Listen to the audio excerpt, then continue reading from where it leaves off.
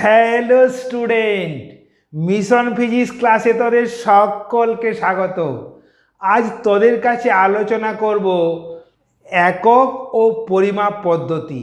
এই চ্যাপ্টারটির একটি one shot video তোমাদের কাছে উপস্থাপন করব। ভিডিওটি ভালো লাগলে লাইক, শেয়ার, কমেন্ট করবে। আর যারা নতুন, এইরূপ নতুন নতুন ভিডিও পাওয়ার জন্য চ্যানেলটা সাবস্ক্রাইব করে নিও। তার আলোচনা করি। প্রথমে একক। কোনো ভৌত রাশির প্রমাণ সুবিধাজনক ও আন্তর্জাতিক স্বীকৃত মানকে ওই ভৌত রাশির একক বলে। যেমন দৈর্ঘ্যের একক মিটার, ভরের একক কিলোগ্রাম, সময়ের একক সেকেন্ড ইত্যাদি। এরপরে মূল একক। দেখো, দৈর্ঘ্য, ভর, সময়, প্রবাহমাত্রা ইত্যাদি ভৌত রাশির একক পরস্পরের উপর নির্ভরশীল নয়। এই সমস্ত রাশির একককে মূল একক বা প্রাথমিক একক বলে। এসআই পদ্ধতিতে 7টি মূল একক হল: দৈর্ঘ্যের একক মিটার, ভরের একক কিলোগ্রাম, সময়ের একক সেকেন্ড, প্রবাহমাত্রার একক অ্যাম্পিয়ার, তাপমাত্রার একক কেলভিন, পদার্থের পরিমাণের একক মোল এবং দীপন প্রাবল্যের একক ক্যান্ডেলা।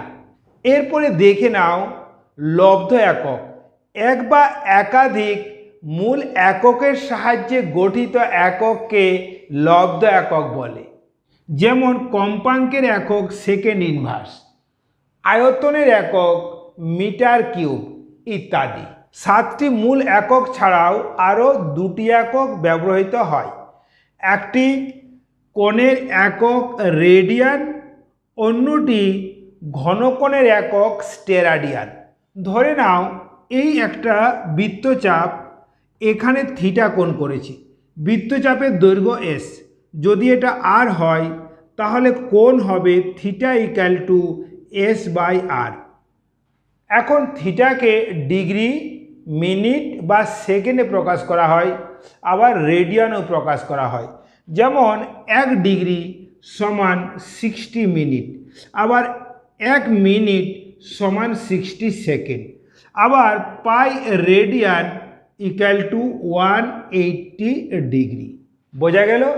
আবার ধরে নাও এখানে এ ক্ষেত্রফল, ও বিন্দুতে ডি ওমেগা ঘনকোণ উৎপন্ন করলে ডি ওমেগা ঘনকোণ সমান এ ডিভাইড বাই আর স্কোয়ার। এর একক হলো স্টেরাডিয়ান। দেখে নাও কোণ এবং ঘনকোণ উভয়ের একক আছে। যেমন কোণের একক রেডিয়ান, ঘনকোণের একক স্টেরাডিয়ান, কিন্তু এদের কোনো মাত্রা নেই। বোঝা গেল? এরপরে দেখে নাও দৈর্ঘ্যের পরিমাপ।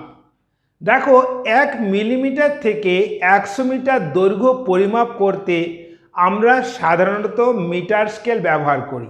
আবার 10⁻⁻4 মিটার দৈর্ঘ্য পরিমাপের জন্য আমরা ভার্নিয়ার ক্যালিপার্স ইউজ করি। আবার 10⁻5 মিটার পর্যন্ত দৈর্ঘ্য পরিমাপের জন্য আমরা স্ক্রু গজ ব্যবহার করি। খুব বেশি দূরত্ব, অর্থাৎ পৃথিবী থেকে কোনো গ্রহের দূরত্ব বা কোনো তারার দূরত্ব পরিমাপ করার জন্য আমরা পরোক্ষ পদ্ধতি ব্যবহার করি। যে পদ্ধতি ব্যবহার করি তাকে বলা হয় প্যারালাক্স। দেখে নাও, খুব বৃহৎ দূরত্ব পরিমাপ করার জন্য আমরা প্যারালাক্স পদ্ধতি ব্যবহার করি। দেখো, প্যারালাক্স পদ্ধতিতে এ এবং বি দুটি পর্যবেক্ষণ বিন্দু। এই দুটি বিন্দু পৃথিবী পৃষ্ঠের উপর অবস্থিত, একে বলা হয় বেসিস। ধরে নাও এ এবং বি বিন্দুর মধ্যে দূরত্ব হলো বি। এখন পৃথিবী পৃষ্ঠ থেকে একটি গ্রহ এসের দূরত্ব আমরা বের করব। এখন একই সময়ে এ ও বি বিন্দু থেকে গ্রহটি পর্যবেক্ষণ করতে হবে। যদি এই দুই অভিমুখের সঙ্গে কোণ থিটা কোণ উৎপন্ন হয়, তাহলে দেখো এক্ষেত্রে থিটা হবে বি বাই ডি। কারণ এক্ষেত্রে beta very very small then capital D, তাই বিকে আমরা একটা বৃত্তের চাপ ধরে নিতে পারি। তাহলে বলো তো এখানে ডি কত পেলাম? B by theta. বোঝা গেল। আবার এই পদ্ধতি প্রয়োগ করে আমরা কোনো গ্রহের ব্যাসও পরিমাপ করতে পারি। ধরে নাও এটা সূর্য, এই এ ও বি হলো দুটি সূর্যের ব্যাসের বিপরীত বিন্দু। এখন এই দুটি বিন্দু পৃথিবীর পৃষ্ঠের কোনো বিন্দু থেকে যদি আলফা কোণ করে, তাহলে আমরা বলতে পারি না এই দূরত্বটা ডি, এটা আলফা। তাহলে দেখো যদি বেসটা আমরা ডি ধরে নিই, এখন capital D greater greater greater then small D, তাহলে আমরা একটা বৃত্তচাপ ধরে নিতে পারি। তাহলে বলো D by capital D equal to alpha হবে না? বৃত্তচাপ বাই ব্যাসার্ধ ইকুয়াল টু কি? আলফা।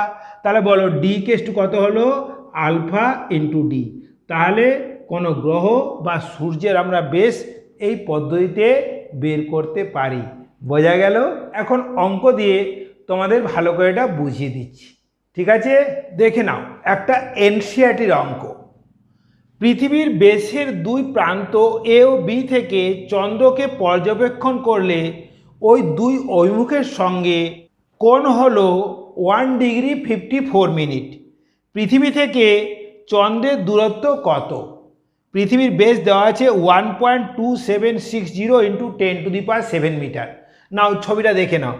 দেখে নাও এ এবং বি হলো পৃথিবীর বেসের দুই প্রান্ত বিন্দু, এবং এবির দূরত্ব কত আছে বলো তো? দেখো এবির দূরত্ব দেওয়া আছে এটা, এটাকে আমরা বি বলি, এটাকে প্যারালাক্স মেথডে এর নাম বেসিস। এখন এই দুই বিন্দু থেকে আমি চন্দ্রকে যখন পর্যবেক্ষণ করছি, তাহলে এই দুই অভিমুখের মধ্যে কোণ হলো কত বলো তো? 1 ডিগ্রি 54 মিনিট। তাহলে আমার থিটাটাও দেওয়া আছে, থিটা হলো 1 ডিগ্রি 54 মিনিট। আমাকে কি বের করতে হবে? ডি বের করতে হবে। তাহলে বলো ডি আর বি এর কি রিলেশন? না, দেখে নাও d equal to b by theta. বোঝা গেল? দেখো বিটা কত দেওয়া আছে? বিটা দেওয়া আছে 1.276 ইন্টু 10⁷ মিটার। অ্যান্ড থিটা কত দেওয়া আছে বলো তো? দেখে নাও 1 ডিগ্রি 54 মিনিট, তার মানে হচ্ছে 1 হোল 5/60 ডিগ্রি। কাটাকাটি করলে কত হবে? এটা 9 আসবে, এটা 10 আসবে, মানে কত হলো? 19/10 ডিগ্রি। এখন দেখো 19/10 ডিগ্রিকে যদি আমি রেডিয়ানে প্রকাশ করি, কত দিয়ে গুণ করবো? না 19π/1800 রেডিয়ান। বোঝা গেল কিনা বলো? বসিয়ে দিচ্ছি। তাহলে এটা হলো 19π/1800। যদি আমরা এইখানে এটা লিখি, তাহলে দেখো দূরত্ব পাবো 1.276 ইন্টু 10⁷। দেখো এই 1800টা উপরে যাবে, তাহলে 1800 ডিভাইড বাই কি বলতো? 19 পাই। ওকে, এটা হিসেব করলে আমরা পাবো 3.84 ইন্টু 10⁸ মিটার। বোঝা গেল? দেখে নাও সূর্যের কৌণিক বেস 1920 সেকেন্ড হলে সূর্যের বেস কত? সূর্য থেকে পৃথিবীর দূরত্বটা আমাদের দেওয়া আছে। দেখে নাও, ধরে নাও এটা সূর্যের কৌণিক বেস এবি। তাহলে দেখো এই যে সূর্যকে আমরা এইভাবে দেখছি, এখন এই কোণটা হচ্ছে, দেখো এই কোণটা দেওয়া আছে কত বলো তো? 1920 সেকেন্ড। এখন দেখো 1920 সেকেন্ডকে আমরা যদি 60 দিয়ে ডিভাইড করি, আমরা পাবো মিনিট। একে যদি আবার 60 দিয়ে ডিভাইড করি, কত পাবো বলো তো? ডিগ্রি। আবার জানো 180 ডিগ্রি সমান পাই রেডিয়ান, তাহলে 1 ডিগ্রি সমান π/180। বোঝা গেল? তাহলে আলফাটা হলো 1920/60 ইন্টু 60 ইন্টু π/180 রেডিয়ান। বোঝা গেল কিনা বলো? আবার বলি, দেখো এটাকে যদি আমরা 60 ইন্টু 60 দিয়ে ডিভাইড করি, আমরা পাবো ডিগ্রি। আবার ডিগ্রিকে যদি আমরা π/180 দিয়ে মাল্টিপ্লাই করি, রেডিয়ান পাবো। এখন দেখে নাও এটা ডায়ামিটার ডি, আর এই দূরত্বটা দেওয়া আছে, কত আছে?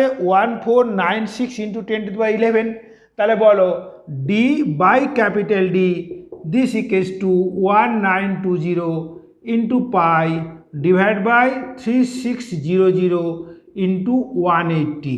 তাহলে দেখো স্মল ডি ইকুয়াল টু আসছে, এই 00 কেটে নাও, 192 pi into 3600 into 18 into capital D. বোঝা গেল?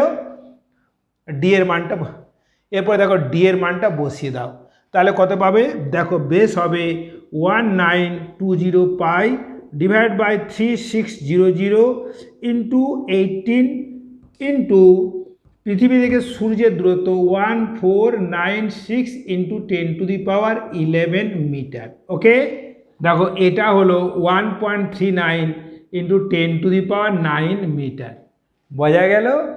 বৃহৎ দূরত্ব পরিমাপ করার জন্য আমরা অ্যাস্ট্রোনমিক্যাল একক, আলোকবর্ষ এবং পারসেক একক ব্যবহার করি। এরপরে ক্ষুদ্র দূরত্ব পরিমাপ। ক্ষুদ্র দূরত্ব পরিমাপ করার জন্য আমরা অলেইক অ্যাসিড ব্যবহার করি। প্রথমে 1 সিসি অলেইক অ্যাসিড নেওয়া হলো। এই অলেইক অ্যাসিডকে অ্যালকোহলের সহিত মিশ্রিত করে এর আয়তন 20 সিসি করা হলো। এই 20 সিসি মিশ্রিত অলেইক অ্যাসিডের 1 সিসি নিয়ে এর আয়তন আবার ডাইলুট করে 20 সিসি করা হলো। এখন ওই মিশ্রণে অলেইক অ্যাসিডের পরিমাণ হলো 1/20 × 20 মানে 1/400। এখন ভি আয়তন ওই মিশ্রণ থেকে নেওয়া হলো। তাহলে এই ভি আয়তনে অলেইক অ্যাসিডের পরিমাণ কত হবে? V/400। এখন একটি বড় আধারে রাখা জলের উপর ফেলে দেওয়া হলো। জলে ফেলে দেওয়ার সঙ্গে সঙ্গে অলেইক অ্যাসিডের আকারে ছড়িয়ে পড়বে এবং যে অংশটা ছড়িয়ে পড়লো তার থিকনেস হবে ওর আণবিক আকারের সমান। এখন ওই বৃত্তের বেস পরিমাপ করা হলো। যদি ওই বৃত্তাকার অংশের বেস স্মল ডি হয় তাহলে ওই বৃত্তাকার অংশের ক্ষেত্রফল হবে πd²/4। এখন দেখো অলেইক অ্যাসিডের মোট আয়তন কত আছে? V/400 CC. এখন যদি এই আয়তনকে আমি ক্ষেত্রফল দিয়ে ভাগ করি তাহলে ওই যে বৃত্তাকার অংশে ছড়িয়ে পড়েছে তার সেটা কত পুরু পাবো? তাহলে সেই থিকনেসটা পাবো আমরা V/400 ডিভাইড বাই πd²/4 সমান V/100 πd²। ওকে, পরীক্ষা করে দেখা গেছে এই এক্সের মান হয় 10⁻⁻9 মিটার। বোঝা গেল? এখন দেখো একটি প্রোটনের সাইজ হয় 10⁻⁻15 মিটার। আর আমাদের যে মহাবিশ্ব আছে যেটা আমরা দেখতে পাই তার দূরত্ব হচ্ছে 10⁻26 মিটার। তাহলে যদি আমরা সর্বনিম্ন দূরত্ব আর সর্বোচ্চ দূরত্বের মধ্যে অনুপাত করি দেখো কত পাবো বলো তো? 10⁻26/10⁻⁻15 সমান 10⁻41। বোঝা গেল? নেক্সট, এরপরে ভরের পরিমাপ। ভর পরিমাপের জন্য সাধারণত কিলোগ্রাম ব্যবহার করা হয়, কিন্তু খুব ক্ষুদ্র ভর অণু, পরমাণু, প্রোটন, ইলেকট্রন ইত্যাদি ভর পরিমাপের জন্য পারমাণবিক ভর একক ব্যবহার করা হয়। এক পারমাণবিক ভর একক = 1 × 1.66 × 10⁻27 কেজি। বোঝা গেল? সব থেকে কম ভর হলো ইলেকট্রন। ইলেকট্রনের ভর হয় 10⁻30 কেজি। এবং এই যে আমাদের মহাবিশ্ব আছে এই মহাবিশ্বের ভর হলো 10⁵৫ কেজি। তাহলে দেখো যদি আমরা অনুপাত করি তাহলে কত হবে? 10⁵৫ ডিভাইড বাই 10⁻30 সমান 10⁻85। বোঝা গেল? এরপরে দেখে নাও সময়ের পরিমাপ। সময়ের পরিমাপের জন্য আমরা সেকেন্ড ব্যবহার করি, কিন্তু খুব সূক্ষ্ম এবং খুব ক্ষুদ্র সময় পরিমাপের জন্য আমরা সিজিয়াম ক্লক ব্যবহার করি। সিজিয়াম 133 ক্লক এত সুবেদী যে 1 বছরে ঘড়িটি ম্যাক্সিমাম 3 মাইক্রোসেকেন্ড স্লো বা ফাস্ট যায়। বোঝা গেল? এরপরে আমরা খুব ক্ষুদ্র সময় এবং বৃহৎ সময়ের মধ্যে অনুপাত বের করব। সর্বোচ্চ অস্থায়ী কণার বয়সকাল হলো 10⁻⁻24 সেকেন্ড এবং আমাদের যে মহাবিশ্ব সৃষ্টি হয়েছে তার বয়স হলো 10⁻27 সেকেন্ড। এখন দেখো যদি অনুপাত করি 10⁻17 বাই 10⁻24 ইকুয়ালস টু 10⁻41। দেখে নাও আমাদের সর্বোচ্চ আর সর্বনিম্ন দূরত্বের অনুপাত 10⁻41। আবার সর্বোচ্চ সময় এবং সর্বনিম্ন সময় তারও অনুপাত কিন্তু 10⁻41। আবার দেখে নাও এই যেটা দেখলি 10⁻41 স্কোয়ার বলতে পারো না? তাহলে কি এটা অ্যাক্সিডেন্টাল? দেখো এই মান সমান এই মান, এটা আবার এটা হচ্ছে এই মানগুলোর বর্গ। তাহলে কি এটা অ্যাক্সিডেন্টাল ভ্যালু? না এর ভেতরে কোনো কারণ আছে? ভবিষ্যতে হয়তো তোমরা এর রহস্য সন্ধান করবে। বুঝতে পারলে? এরপরে সঠিকতা। কোনো যন্ত্রের সঠিকতা হলো ওই যন্ত্রটি সঠিক মানের কত কাছাকাছি পরিমাপ করতে পারে। এই সঠিকতা নির্ভর করে লিস্ট কাউন্ট এবং সুবেদিতার উপর। যন্ত্রটির যদি লিস্ট কাউন্ট বা লঘু গুণক খুব কম হয় তাহলে সঠিকতা বেশি হয়। আবার সুবেদিতা, যদি যন্ত্রটির সুবেদিতা বেশি হয় তাহলে সঠিকতার মানও বাড়ে। এরপরে সূক্ষ্মতা। কোনো পরিমাপ যন্ত্রের সূক্ষ্মতা হলো সেই যন্ত্রের পার্টগুলি ওর প্রাপ্ত পাঠের গড় মানের কত কাছাকাছি। দেখো এটা তোমায় ভালো করে বুঝিয়ে দিচ্ছি। দেখো একটি দণ্ডের সঠিক দৈর্ঘ্য 3.4 সেন্টিমিটার। তিনজন ছেলে এ বি সি এই দৈর্ঘ্য পরিমাপ করছে।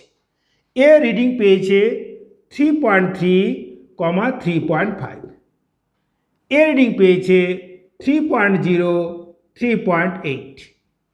এ রিডিং পেয়েছে 3.0, 2.8। তাহলে দেখো এর গড় মান কত আসছে? 3.3 প্লাস 3.5 মানে 3.4। দেখো সঠিক মানের কাছাকাছি, তাহলে এর সঠিকতা খুব হাই। আবার দেখো যে পরিমাপ করেছে সেটা গড় মানের কাছাকাছি, তাহলে সঠিকতা সূক্ষ্মতা দুটোই হাই। আবার দেখে নাও এর ক্ষেত্রে দেখো গড় মান কত আসবে?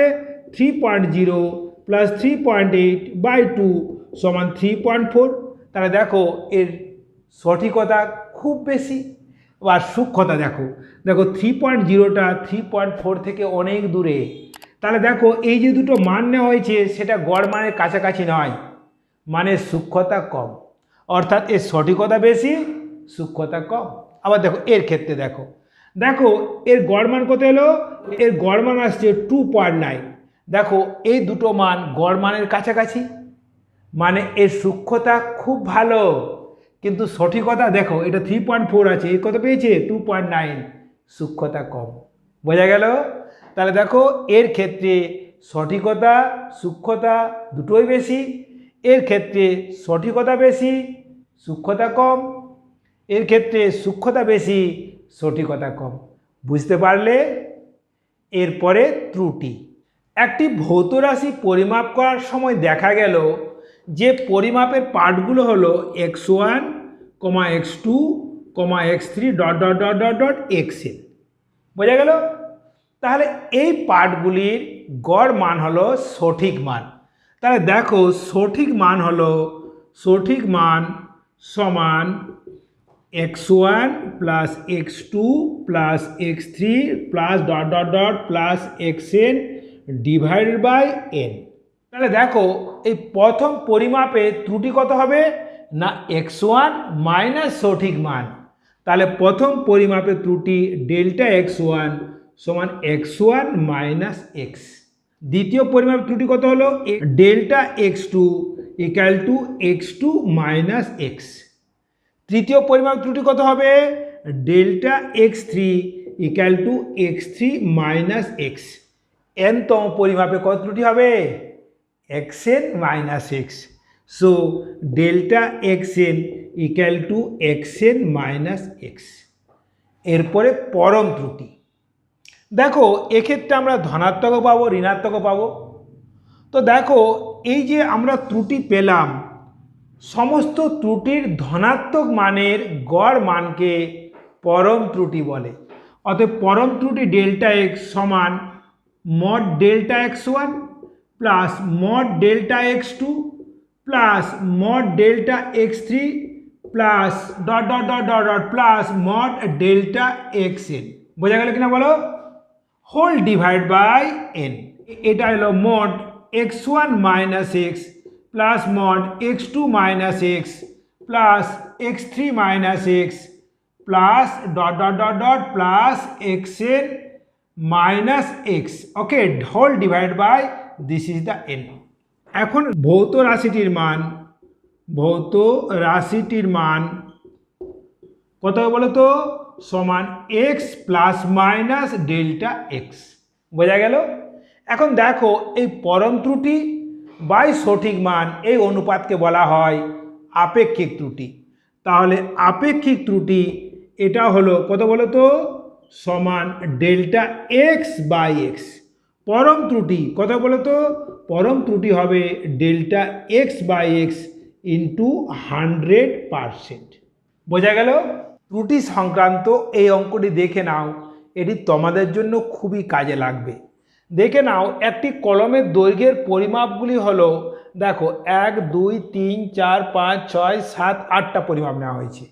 তোমাদের বের করতে হবে প্রকৃত দৈর্ঘ্য, গড় ত্রুটি, আনুপাতিক ত্রুটি, শতকরা ত্রুটি, বুঝতে পারলে। ধরে নাও তাহলে আমরা সঠিক মানটা ধরে নিই এক্স ইকুয়ালস টু, তাহলে দেখো সঠিক মান এক্স সমান 8.39 plus 8.38 plus 8.38 plus 8.41 plus 8.38 plus 8.37 8.37 plus 8.39 plus 8.40 whole divide by 8। দেখো যদি এটা গড় করি তো এটা গড় মান আসবে 8.39 সেন্টিমিটার। এরপরে দেখো গড় ত্রুটি ডেল্টা এক্স, দেখো এটা মাইনাস এটা 0, এটা মাইনাস এটা মাইনাস 1 আসছে কিন্তু আমরা প্লাস নেব 0.01, এটা মাইনাস এটা 0.01 প্লাস এটা এটা মাইনাস এটা কত আসছে 0.02 প্লাস এটা মাইনাস এটা কত আসছে 0.01, এটা মাইনাস এটা কত আসছে 0.02, এটা মাইনাস এটা 0 প্লাস এটা মাইনাস এটা 0.1, ওকে। কত আসছে বলো তো 1 1 2 4 5 6 8। তাহলে দেখো এটা যদি আমরা ডিভাইড বাই 8 করে দিই আমরা পাবো কত বলো তো 0.01, ওকে। তাহলে দেখো এর সঠিক মান হলো 8.39 প্লাস মাইনাস 0.01 সেন্টিমিটার, ওকে। তাহলে দেখো এটা গড় ত্রুটি পেয়ে গেলে, তাই না। এখন দেখো তাহলে আনুপাতিক ত্রুটি কত হবে না 0.01 ডিভাইড বাই 8.39, এটা হলো আনুপাতিক ত্রুটি ডেল্টা এক্স বাই এক্স সমান এটা হলো 1/8.39। এখন এই আনুপাতিক ত্রুটিকে যদি আমরা 100 দিয়ে গুণ করি তাহলে আমরা পাবো শতকরা ত্রুটি delta x by x equal to 1/8.39 into 100%, এটা হবে অলমোস্ট কত 12%, বোঝা গেল। নেক্সট এরপরে দেখে নাও ত্রুটির যোগফল বা বিয়োগফল। কোনো ভৌত রাশির মান হলো a equal to X plus minus delta X, B equal to Y plus minus delta Y. এখন দেখো যদি আমরা এটা a প্লাস বি করি তাহলে পাবো দেখো x plus y plus minus delta x plus delta y, okay. এরপর যদি আমরা একটা বিয়োগ করি অর্থাৎ a মাইনাস বি করি তাহলে পাবো দেখো এক্স মাইনাস ওয়াই। আর এই যে ত্রুটি রয়েছে ত্রুটি কখনো বিয়োগ হবে না, ত্রুটি সবসময় যোগ হবে। কেন কি আমরা সবসময় সর্বোচ্চ ত্রুটি বের করি, তাই ত্রুটি সবসময় যোগ হবে। তাহলে এটা হবে delta x plus delta Y, বোঝা গেল। একটা অঙ্ক দিয়ে তোমাদের বুঝিয়ে দিচ্ছি ব্যাপারটা, দেখে নাও F1 দেখো এই দুটি বল 25 প্লাস মাইনাস 0.1 ডাইন 18 প্লাস মাইনাস 0.3 ডাইন একই সঙ্গে একটা কণার উপর ক্রিয়াশীল হয়েছে। ধরে নাও F1 সমান এটা হচ্ছে 25 প্লাস মাইনাস 0.2 ডাই, বোঝা গেল। আবার F2 সমান এটা কত বলতো 18 প্লাস মাইনাস 0.3 ডাই। এখন বলেছে লব্ধি বল কত হবে যখন একই অভিমুখে ক্রিয়াশীল হয়। তোমরা জানো যদি দুটো ভেক্টর একই অভিমুখে ক্রিয়াশীল হয় তার লব্ধি বল হয় ভেক্টর দুটির যোগফল, অর্থাৎ F1 প্লাস F2 এটা হবে এটা প্লাস এটা কত আসছে 43, আর এগুলো যোগ করলে কত প্লাস মাইনাস 0.5 ডাই, বোঝা গেল। আবার যদি এরা বিপরীত অভিমুখে ক্রিয়াশীল হয় সেক্ষেত্রে হবে F1 মাইনাস F2, সেক্ষেত্রে বলটা হবে দেখো এটা মাইনাস এটা কত হবে 7 হবে, কিন্তু ত্রুটি যোগ হবে প্লাস মাইনাস 0.5 ডাই, বোঝা গেল। এরপরে দেখে নাও গুণ ও ভাগের সূত্র। দেখো গুণের ক্ষেত্রে কি হয়, দেখো এটা x ইন্টু ওয়াই, তো গুণের ক্ষেত্রে দেখো গুণফলের আপেক্ষিক ত্রুটি সমান ওই সংখ্যা দুটির আপেক্ষিক ত্রুটির যোগফল। এবং ভাগফলের ক্ষেত্রে কি হয় দেখে নাও x বাই ওয়াই, সেক্ষেত্রে হবে দেখো এই ভাগফলের আপেক্ষিক ত্রুটি সমান ওই সংখ্যা দুটির আপেক্ষিক ত্রুটির যোগফলের সমান। তাহলে দেখো গুণ ও ভাগ উভয় ক্ষেত্রে দেখো রেজাল্টের আপেক্ষিক ত্রুটি সমান ওই দুটির আপেক্ষিক ত্রুটির যোগফল। ত্রুটির গুণ ও ভাগের নিয়ম আরও সুন্দরভাবে বোঝানোর জন্য দুটো উদাহরণ দিচ্ছি।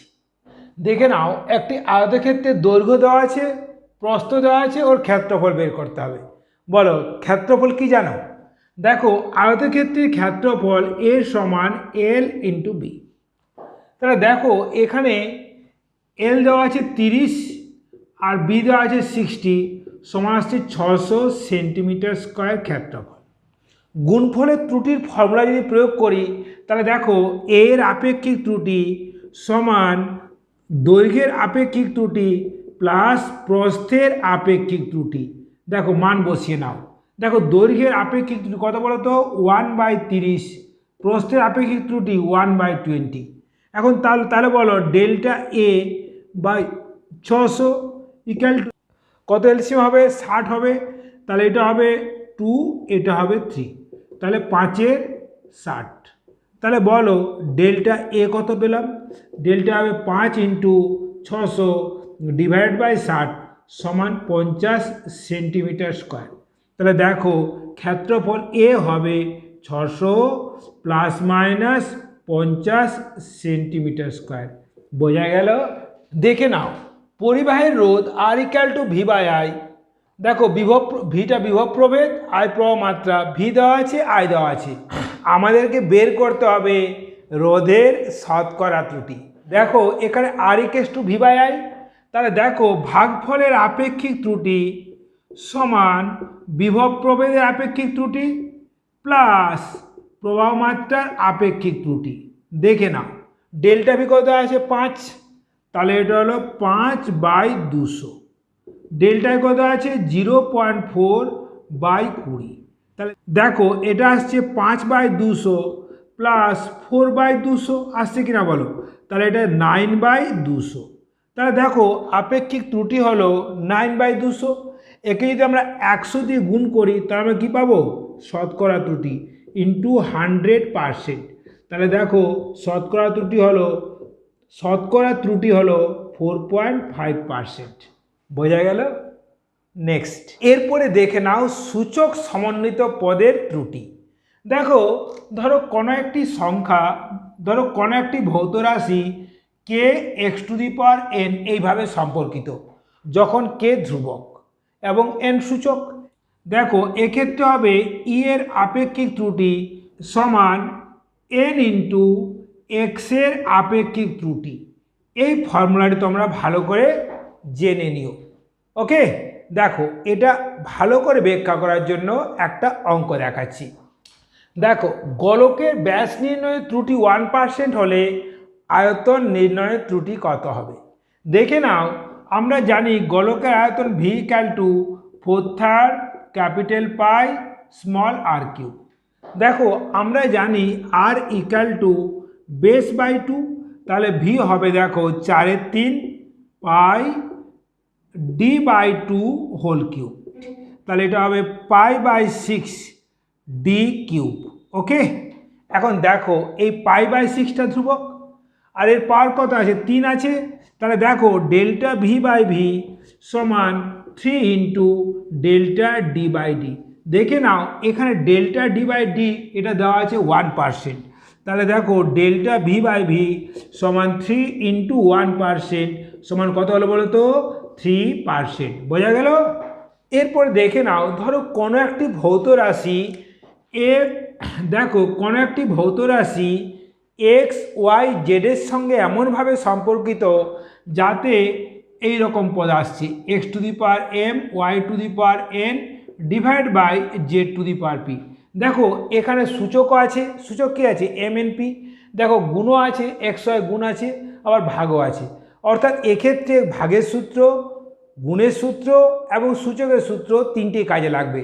তাহলে বলো তো এফ এর আপেক্ষিক ত্রুটি ডেল্টা এফ বাই এফ, দেখো এই ধ্রুবকটা থাকবে না, তাহলে কেউ বলো M into delta x by X plus N into delta Y by Y plus P into delta Z by Z. বুঝতে পারলে? এটা বোঝানোর জন্য একটা অঙ্ক দেখাচ্ছি, দেখে নাও একটি ভৌত রাশি এ বি সি ডি এর সঙ্গে এমনভাবে সম্পর্কিত যাতে x equals to a square b c to the power 1/3 d to the power 4 হয়। এখন এ বি সি ডি এর ত্রুটি দেওয়া আছে, আমাকে এক্সের ত্রুটি বের করতে হবে। বলো, তাহলে বলো এক্সের আপেক্ষিক ত্রুটি delta x by x equal to কী হবে বলো, এটা 2 ইন্টু এর আপেক্ষিক ত্রুটি প্লাস কী লিখবো বলো, বি এর আপেক্ষিক ত্রুটি, তাহলে 2 ইন্টু এর আপেক্ষিক ত্রুটি প্লাস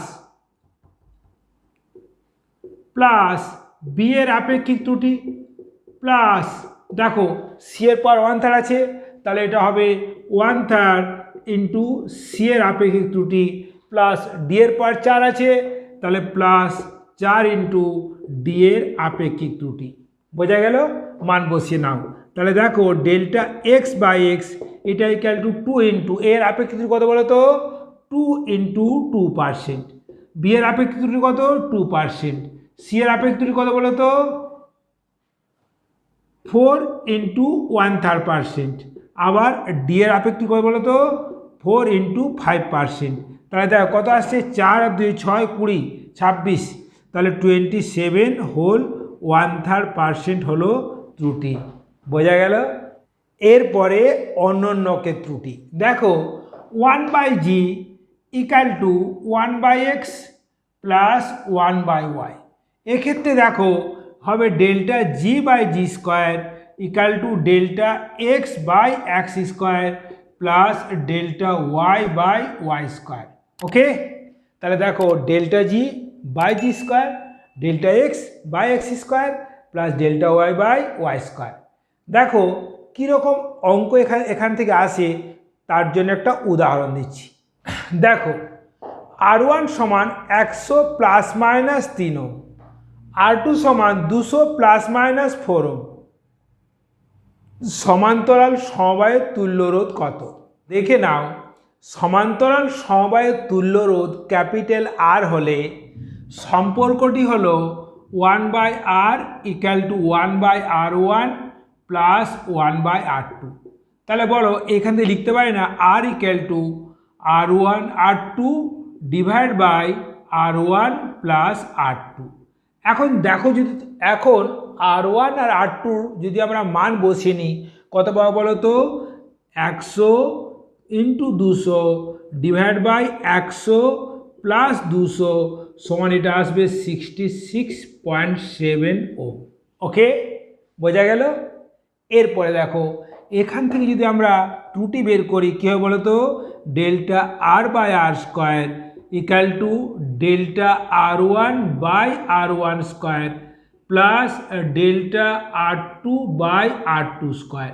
এখন দেখো এই আর স্কোয়ার যেটা মাল্টিপ্লাই করে নিই, তাহলে বলো ডেল্টা আর কত আসছে বলো, দেখো R by R1 whole square into delta R1 plus R by R2 whole square into delta R two. দেখে নাও, বলো আর বাই আর ওয়ান কত আসছে, R two divide by R one plus R two.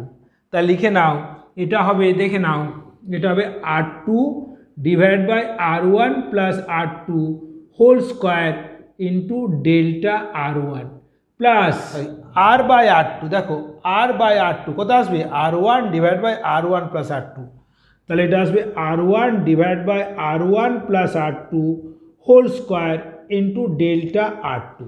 দেখো মান বসিয়ে নাও, তাহলে দেখো ডেল্টা আর হবে, দেখো আর টু মানে কত, 200, 200 বাই 200 প্লাস 100 মানে 300 square into delta R one কত আছে, 3 আছে, প্লাস দেখো R one 100, R one plus R two 300, 100 by 300 মানে এটা লিখতে পারো 1/3 whole square into delta R two কত, 4 আছে, 4।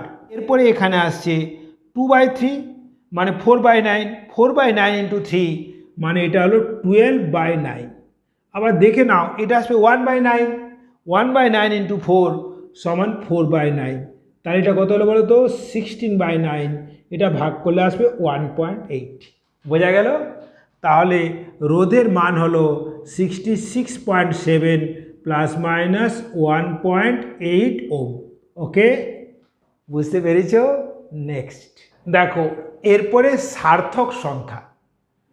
সার্থক সংখ্যা হলো নিশ্চিত সংখ্যা প্লাস একটি অনিশ্চিত সংখ্যা, অর্থাৎ সার্থক সংখ্যা সমান নিশ্চিত সংখ্যা প্লাস একটি অনিশ্চিত সংখ্যা। ওকে, একটি অনিশ্চিত সংখ্যা, এটা ভালো করে মনে রাখবে। মনে করো একটা স্কেল দিয়ে কোনো বস্তুর দৈর্ঘ্য মাপছো, তুমি পেলে 8.35, 8.36, 8.34। তো দেখো এইখানে 838383 এটা হলো নিশ্চিত সংখ্যা, এই লাস্ট ডিজিটটা হলো অনিশ্চিত। তাহলে সার্থক সংখ্যার সংখ্যা হবে 3। দেখো এখানে দুটো নিশ্চিত সংখ্যা আছে আর একটা অনিশ্চিত সংখ্যা নিতে হবে, তাহলে এই ক্ষেত্রে সার্থক সংখ্যার সংখ্যা হলো 3। দেখো এরপরে দেখে নেব সার্থক সংখ্যা নির্বাচনের নিয়ম। দেখো 1 নাম্বার নিয়ম, না প্রথম নিয়মে হচ্ছে অশূন্য সংখ্যাগুলি সার্থক, অর্থাৎ দেখো 1 2 3 4 6 2 এইখানে সমস্ত অশূন্য সংখ্যা। তাহলে এক্ষেত্রে দেখো সার্থক সংখ্যার সংখ্যা হবে কটা, না 6টি। বোঝা গেল? রুল 2 বলছে, দেখো রুল 2 হচ্ছে অশূন্য সংখ্যার মাঝের শূন্যগুলি সার্থক। দেখো 1 2 0 0 1 3 4।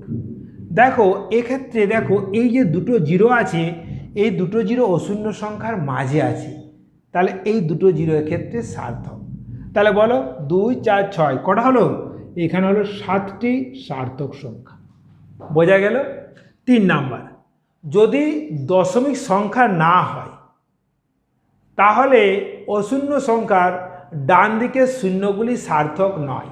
মনে করো 3500, দেখো এটা দশমিক সংখ্যা নয়, তাহলে দেখো অশূন্য সংখ্যার ডান দিকে যে 3টে শূন্য আছে এগুলো সার্থক নয়, অর্থাৎ এক্ষেত্রে সার্থক সংখ্যার সংখ্যা হবে কটি, 2টি। বোঝা গেল?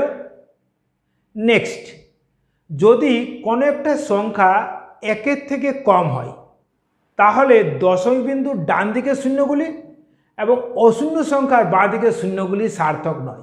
দেখো একটা সংখ্যা বলছি তোমাদেরকে 0.00352, দেখে নাও এটা এই সংখ্যাটা 1-এর থেকে মান কম। তাহলে দেখে নাও না দশমিক বিন্দুর ডান দিকের শূন্য এবং অশূন্য সংখ্যার বাঁ দিকের এই যে দুটো শূন্য এগুলো সার্থক হয় না, অর্থাৎ এক্ষেত্রে সার্থক সংখ্যার সংখ্যা কটি বলতো, 3টি। বোঝা গেল? নেক্সট রুল, যদি দশমিক বিন্দু সমন্বিত সংখ্যা হয় তাহলে অশূন্য সংখ্যার ডান দিকের শূন্যগুলি সার্থক। দেখো 1 2 3.400, দেখো এখানে দশমিক বিন্দু সমন্বিত সংখ্যা আছে, এখানে দেখো অশূন্য সংখ্যার ডান দিকে 3খানা শূন্য আছে, যেহেতু দশমিক সংখ্যা তাই এই সংখ্যাগুলি সার্থক, এই শূন্যগুলি সার্থক। তাহলে কটি সার্থক সংখ্যা হলো বলো? এটাতে হলো 7টি সার্থক সংখ্যা। বোঝা গেল? এরপরে দেখো 10-এর ঘাত সার্থক নয়, অর্থাৎ 6 নম্বর যদি দেখো 10-এর ঘাত সার্থক নয়, 2 × 10⁶ কটি সার্থক সংখ্যা? একটি। 6.023 × 10⁻23 কটি সার্থক সংখ্যা? দেখো কটি? 4টি। বোঝা গেল? আবার নেক্সট রুল দেখো, আমরা 3 নম্বর রুলে দেখেছি যে 3500, এক্ষেত্রে এই জিরোগুলি সার্থক নয়, অর্থাৎ যদি কোনো সংখ্যাতে দশমিক না থাকে তাহলে অশূন্য সংখ্যার ডান দিকে শূন্যগুলি কি সার্থক নয়, কিন্তু যদি এখানে একক উল্লেখ করা হয় তাহলে কিন্তু সেগুলো সার্থক হয়ে যাবে। যেমন দেখো 3500 কিলোমিটার, এখন এই জিরোগুলো কিন্তু সার্থক হয়ে গেল। তাহলে এক্ষেত্রে সার্থক সংখ্যার সংখ্যা হলো কটি বলো তো? 5টি। বোঝা গেল? তাহলে নিয়মটা আবার বলি, যদি দশমিক সংখ্যা না হয় তাহলে অশূন্য সংখ্যার ডান দিকে শূন্যগুলি সার্থক নয়, কিন্তু একক থাকলে সেগুলি সার্থক। বোঝা গেল? দেখো 7 নাম্বার, যদি একক পরিবর্তন করা হয় তাহলে সার্থক সংখ্যার কোনো পরিবর্তন হয় না।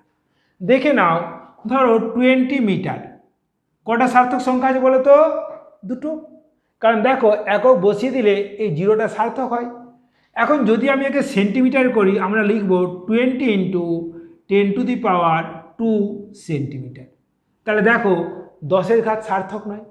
যদি এটা মিলিমিটার প্রকাশ করি, কী করব? 20 × 10⁻3 মিলিমিটার। দেখো সার্থক সংখ্যা কত? 2। যদি একে আমি কিলোমিটার করি তাহলে আমরা লিখব 0.020 কিলোমিটার। দেখো কটা সার্থক সংখ্যা হলো? 2টো। বোঝা গেল? তাহলে একক পরিবর্তন করলে সার্থক সংখ্যার কোনো পরিবর্তন হয় না। বোঝা গেল? দেখে নাও এনসিইআরটি নিউমেরিক্যাল, বলো 0.007 কটি সার্থক সংখ্যা আছে? দেখো এটা এক অপেক্ষা ক্ষুদ্রতর সংখ্যা, যদি হয় তাহলে দশমিক বিন্দুর পরে আর অশূন্য সংখ্যার আগের শূন্যগুলি সার্থক নয়। তাহলে কটি? একটি। দেখো এখানে 10-এর ঘাত আছে, 10-এর ঘাতগুলো সার্থক না, তাহলে কটি সার্থক সংখ্যা? 3টি। আবার দেখো 0.2370 দশমিক বিন্দু সমন্বিত সংখ্যার অশূন্য সংখ্যার ডান দিকে শূন্যগুলি কি? এটা কি সার্থক? তাহলে কটি সার্থক সংখ্যা? 4টি। আবার দেখো 6.320 একই নিয়মে যদি দশমিক বিন্দু সমন্বিত সংখ্যা হয় তাহলে অশূন্য সংখ্যার ডান দিকে শূন্যগুলি সার্থক। কটি? 4টি। বোঝা গেল?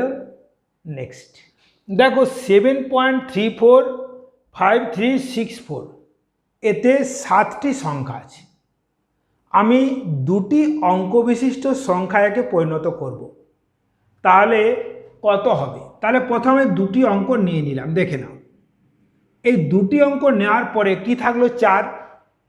যদি এটা 5 বা 5-এর বেশি থাকে তাহলে এই আগের সংখ্যার সঙ্গে 1 যোগ হতো, তাহলে 5-এর কম আছে, তাহলে দেখো এটা আমার অ্যান্সার হবে 7.3।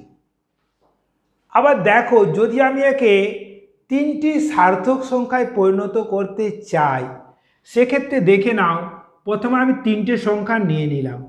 এই 3টে সংখ্যা নেওয়ার পর দেখব এরপরে কে আছে? 5 আছে। 5 বা 5-এর বেশি হলে কি হয়? 1 যোগ করতে হয়, তাহলে লাস্ট ডিজিটের সঙ্গে 1 যোগ করতে হবে, তাহলে তখন এটা হবে 7.35। বোঝা গেল? এরপর যদি আমি 4 অঙ্ক বিশিষ্ট সার্থক সংখ্যা বের করি, তাহলে প্রথমে 4টে সার্থক সংখ্যা নিয়ে নিলাম। এরপরে দেখো কি আছে? 3 আছে, 5 থেকে কম, ফলে যা হবে তাই আসবে, অর্থাৎ এক্ষেত্রে হবে 7.345। যদি আমি 6 অঙ্ক বিশিষ্ট সংখ্যা নিই, তাহলে দেখো 6টা সংখ্যা নিয়ে নাও। 6টা সংখ্যা নেওয়ার পর কী আছে বলো? তারপরে 6 আছে, 5-এর থেকে বেশি, তার লাস্ট ডিজিটে একটা যোগ হবে, তাহলে আমার এটা আসবে কত বলো তো? 7.345 4। বোঝা গেল? তাহলে দেখো এটা হলো 2 অঙ্ক বিশিষ্ট সংখ্যা, এটা 3, এটা 4, এটা 5। বুঝতে পেরেছো? এরপরে দেখো রাউন্ডিংয়ে যদি কেবলমাত্র 5 থাকে তখন কি করবে? এটা আছে 2.5, 3.5, 4.5, 5.5, 6.5 এইরকম আছে, তাই না? দেখো প্রতিটা অঙ্ক আছে 2 অঙ্ক বিশিষ্ট সংখ্যা। দেখো এক্ষেত্রে প্রতিটা সংখ্যাতে আছে 2টি অঙ্ক। আমি একে একটি অঙ্ক বিশিষ্ট সংখ্যায় পরিণত করব।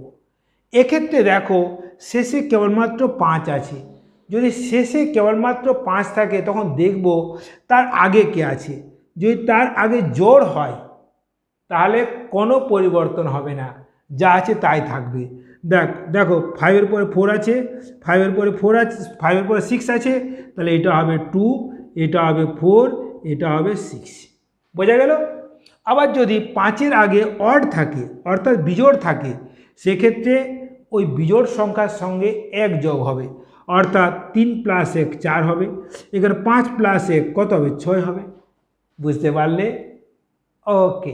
এরপরে দেখো সার্থক সংখ্যার যোগ ও বিয়োগের নিয়ম।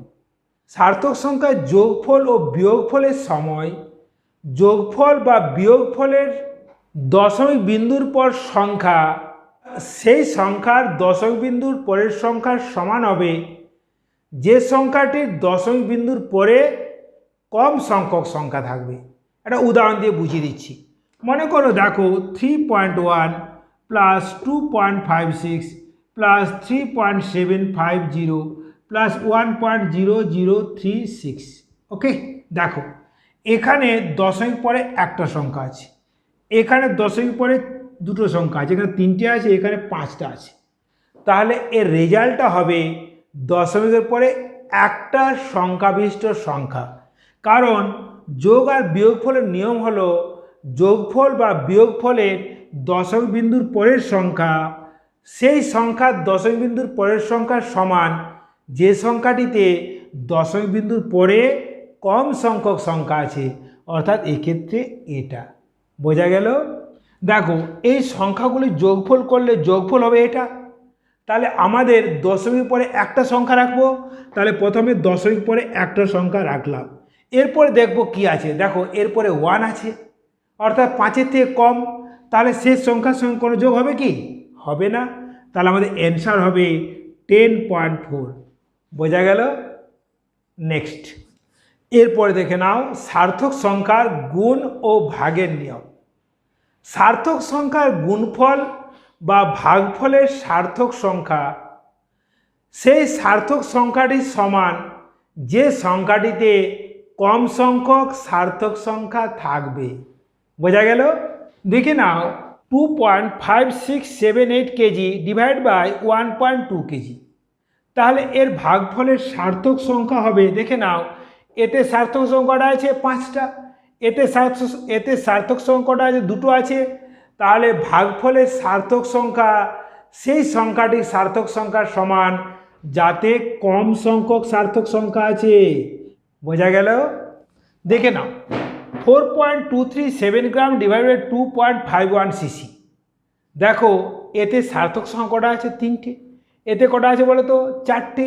তাহলে আমাদের ভাগফলের সার্থক সংখ্যা হবে সেই সংখ্যাটি সার্থক সংখ্যার সমান যাতে কম সংখ্যক সার্থক সংখ্যা আছে। অর্থাৎ এর 3টে আছে, তাহলে আমরা প্রথমে 3টে সার্থক সংখ্যা নিয়ে নিই। কত? 1.68। এরপরে দেখব কে আছে? 8 আছে, 5-এর থেকে বেশি আছে, তাহলে এর সঙ্গে 1 যোগ হবে, তাহলে এটা হবে 1.69 গ্রাম পার সিসি।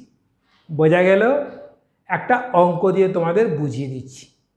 একটি আয়তঘনের দৈর্ঘ্য, প্রস্থ, উচ্চতা দেওয়া আছে, এর ক্ষেত্রফল ও আয়তন কত হবে, তাই না?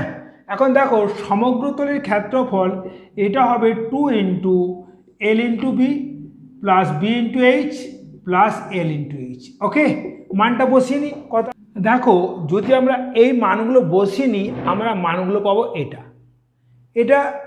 এখন দেখো এতে সার্থক সংখ্যা 4, এতে সার্থক সংখ্যা 4, এতে কত? 3। তাহলে গুণফলের সার্থক সংখ্যা হবে সেই সংখ্যাটি সার্থক সংখ্যার সমান যাতে কম সংখ্যক সার্থক সংখ্যা থাকবে, অর্থাৎ এর সমান। তাহলে দেখো প্রথমে 3টে নিয়ে নিলাম। এখন দেখো এরপরে কে আছে 7, 5-এর থেকে বেশি, তাহলে লাস্ট ডিজিটের সঙ্গে 1 যোগ হবে, তাহলে 29.6 মিটার স্কোয়ার হবে সমগ্র তলের ক্ষেত্রফল। বোঝা গেল? এরপর আয়তন, আয়তন কত হবে? L into B into H, অর্থাৎ 4.234 ইন্টু 1.005 ইন্টু 2.01 মিটার কিউব। দেখো গুণফল আসবে 8.55289117। তাহলে দেখো 3টে সংখ্যা প্রথমে নিয়ে নিই, কারণ আমার কি এই সংখ্যাটা 3 অঙ্ক বিশিষ্ট, এই সংখ্যাটি 3 অঙ্ক বিশিষ্ট সংখ্যা হবে। তাহলে দেখো 3টে নেওয়ার পর এটা থাকছে 2, 5-এর থেকে কম, তাহলে আমাদের উত্তর হবে 8.55 মিটার কিউব। বোঝা গেল? এরপরে দেখো ভৌত রাশির মাত্রা। ভর ক্যাপিটাল এম, দৈর্ঘ্য ক্যাপিটাল এল, সময় ক্যাপিটাল টি, উষ্ণতা ক্যাপিটাল কে ইত্যাদি মূল রাশিগুলিকে যে ঘাতে উন্নীত করে কোনো ভৌত রাশিকে প্রকাশ করা যায়, সেই ঘাতগুলিকে ওই ভৌত রাশির মাত্রা বলে। যেমন দেখো কোনো ভৌত রাশি m to the power a, l to the power b, 2 to the power c, k two the power d। ওকে, তাহলে দেখো এইগুলো হলো ভৌত রাশিটির মাত্রা, অর্থাৎ ভৌত রাশিটির ভরে মাত্রা a, দৈর্ঘ্যে মাত্রা b, সময়ে মাত্রা c এবং উষ্ণতাতে মাত্রা d। এরপরে মাত্রীয় সংকেত। কোনো ভৌত রাশি মূল রাশিগুলির সহিত, অর্থাৎ দৈর্ঘ্য, ভর, সময়, উষ্ণতা ইত্যাদির সহিত যেভাবে সম্পর্কিত, সেই সম্পর্কটিকে ভৌত রাশিটির মাত্রীয় সংকেত বলে। যেমন বলের মাত্রা m l t-2। ওকে, এবং দেখো এর যে পাওয়ারগুলো আছে, যেমন এই m এর পাওয়ার 1, l এর পাওয়ার 1, t এর পাওয়ার -2, তাহলে এর ভরে মাত্রা 1, দৈর্ঘ্যে মাত্রা 1 আর সময়ে মাত্রা -2। বোঝা গেল? এরপরে মাত্রার সমীকরণ। কোনো ভৌত রাশির মাত্রাকে সমীকরণের আকারে প্রকাশ করা হলে উহাকে ওই ভৌত রাশির মাত্রার সমীকরণ বলে। যেমন বলের মাত্রীয় সংকেত mlt-2, তাহলে বলের মাত্রার সমীকরণ হবে F =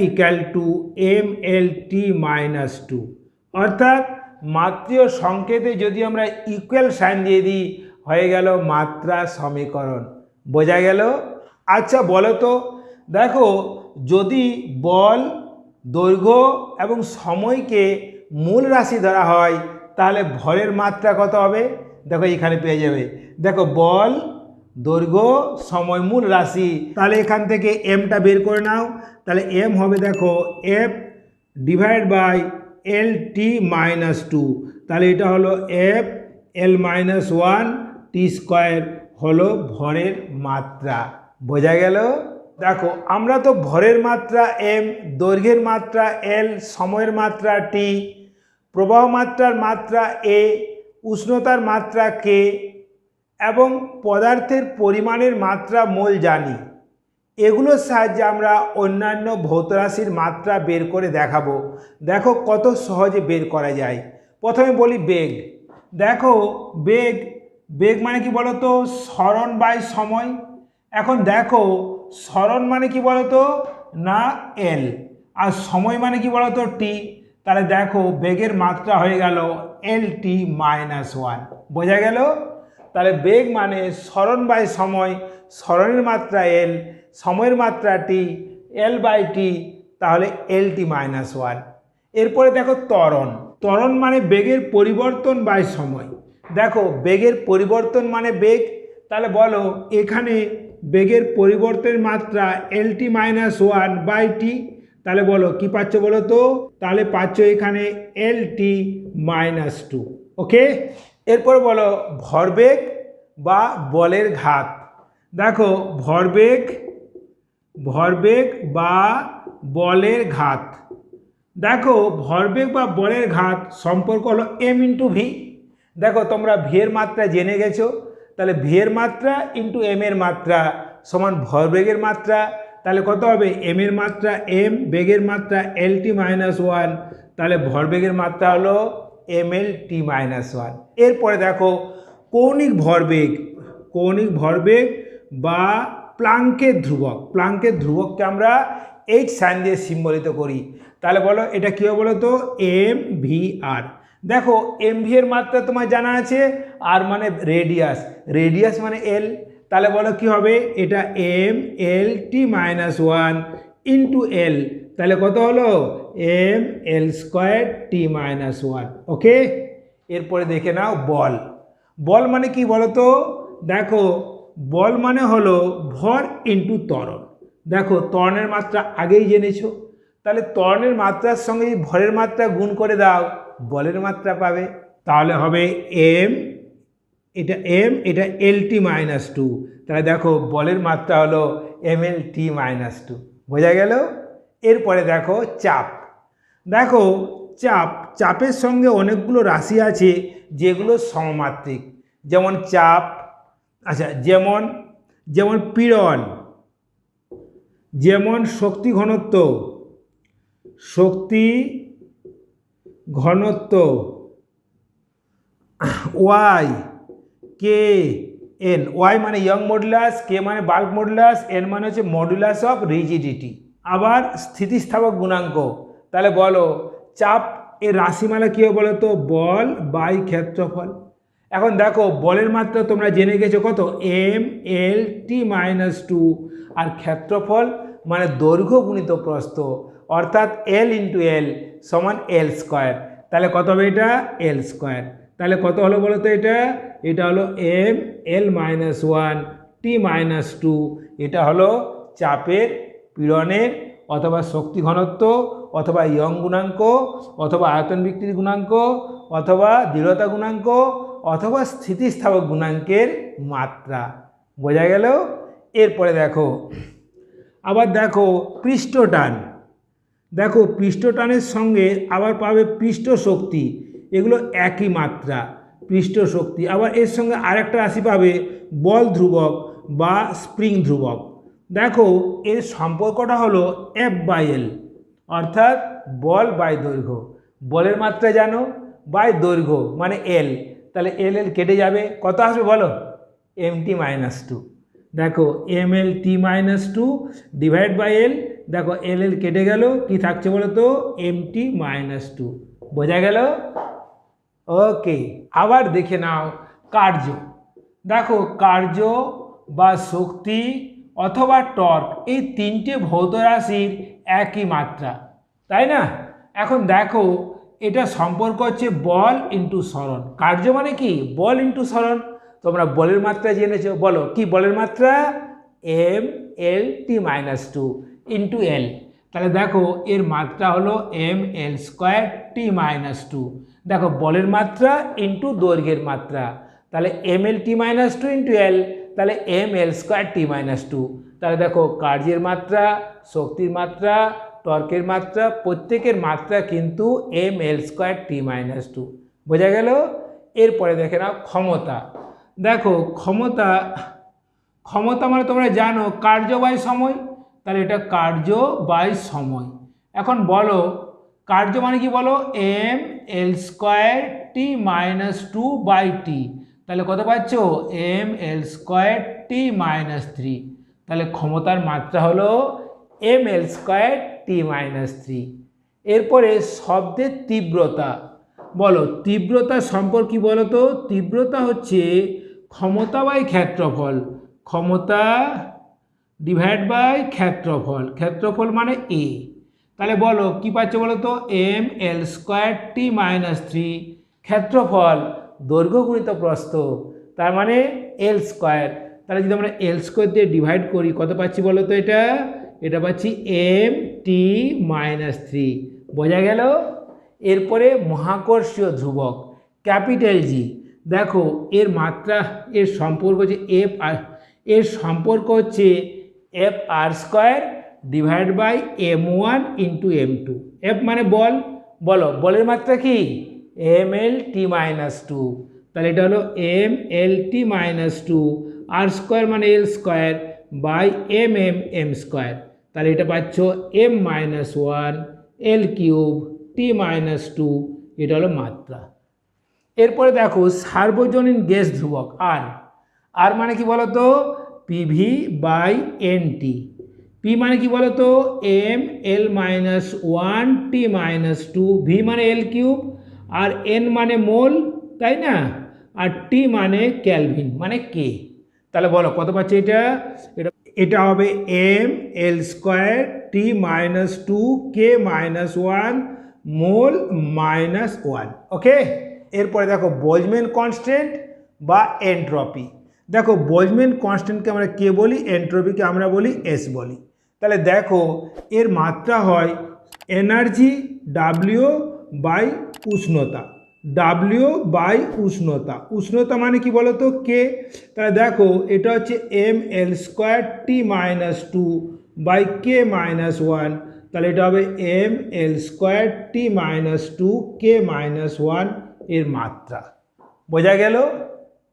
এইভাবে আমরা যে কোনো ভৌত রাশির মাত্রা জানতে পারবো যদি আমরা ওর সম্পর্কটা জেনে যাই এবং ওই সম্পর্কগুলোর মাত্রা আমার আগে থেকে জানা থাকে। দেখো মাত্রা বিশ্লেষণের সমমাত্রিক নীতি, কোনো সঠিক সমীকরণের বামপক্ষ ও ডান পক্ষের মাত্রা সমান, অর্থাৎ এলএইচএস মাত্রা সমান আরএইচএস। এই সমীকরণটি তোমাদের জন্য খুব ইম্পর্টেন্ট এবং এখান থেকে মাত্রা বিশ্লেষণের অনেক প্রবলেম সলভ করা যায়। দেখে নাও, যেমন দেখো দৈর্ঘ্যের মাত্রা প্লাস দৈর্ঘ্যের মাত্রা সমান হবে দৈর্ঘ্যের মাত্রা, আবার দেখো দৈর্ঘ্যের মাত্রা মাইনাস দৈর্ঘ্যের মাত্রা সমান হবে দৈর্ঘ্যের মাত্রা, আবার দেখো ভরের মাত্রা প্লাস দৈর্ঘ্যের মাত্রা, এটা কিন্তু কোনো মানে নেই, মানে কি এটা হচ্ছে মিনিংলেস। কেন কি, কারণ দুটো ভিন্ন রাশির আমরা কখনোই যোগ বা বিয়োগ করতে পারি না। বোঝা গেল? কিন্তু দুটো ভিন্ন রাশির ভাগ পসিবল, তাহলে কী হবে, এটা এম এল মাইনাস ওয়ান। আবার দেখো এম এর মাত্রা ইন্টু এল এর মাত্রা সমান এম ইন্টু এল এর মাত্রা। বোঝা গেল? একটা অঙ্ক দেখে নাও। দেখো পি কিউ আর তিনটি ভিন্ন মাত্রাযুক্ত ভৌত রাশি। দেখো কোনটি অর্থবহ নয়, P minus Q by R, P Q minus R, P R minus Q square by R. আমরা জানি যদি তিনটে ভৌত রাশি আলাদা আলাদা রাশি হয় তাদের যোগ বিয়োগ সম্ভব নয়, কিন্তু গুণভাগ সম্ভব। দেখো তাহলে প্রথমটা দেখে নিই, পি মাইনাস কিউ। দেখো যেহেতু পি এর মাত্রা কিউ এর মাত্রা আলাদা, তাহলে পি মাইনাস কিউ কখনোই সম্ভব নয়। বোঝা গেল?